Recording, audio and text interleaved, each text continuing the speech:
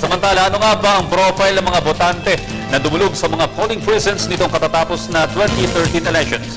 At anong uri ng kandidato ang kanilang hinahanap? May special report si Emil Carion.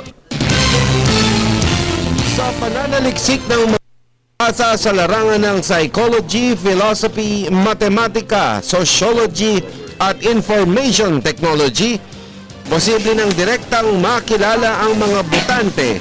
Gayon din ang karapat-dapat na politikong iboboto sa araw ng halalan. Demographic means aalamin mo through demographics, kung kombinasyon mo yan, kumari anong mga edad, anong religious group, anong ages, di ba yung demographic?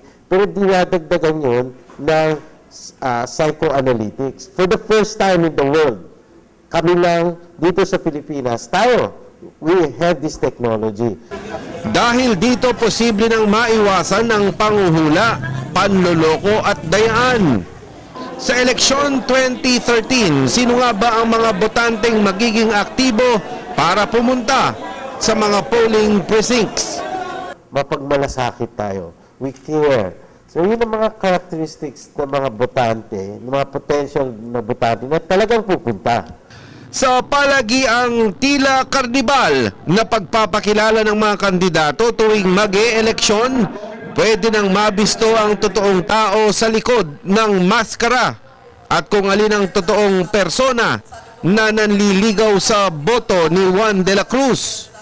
Dapat makaka-penetrate ka beyond the mask and to unmask it. Yan. Tinatawag na psychoanalytics. Alam mo, in the past 5 years, ang daming mga invention na para makapasok ka into the brain and try to discover ano talaga yung template ng mind. At swerte tayo, ha? Kasi we finally discovered that through using microfiber technology, special fMRI, which means functional magnetic resonance imaging. Kaya napapanahon na ang siyensya para maging tulay sa pag-angat ng political maturity ng botanteng Pinoy. Just look at our soldiers. They're young. You can't put extremely old people on the battlefield. Ang panawagan sa mahalagang panahon ng eleksyon ay gamitin ang talino, konsyensya at makabagong pamamaraan. These are the people we call as conscientious. And aside from that, they have so much, they put so much value in familism. By familism, sabihin, concern sila sa kapakanan ng mga anak, sa future ng family nila. And this is very common with the Filipino.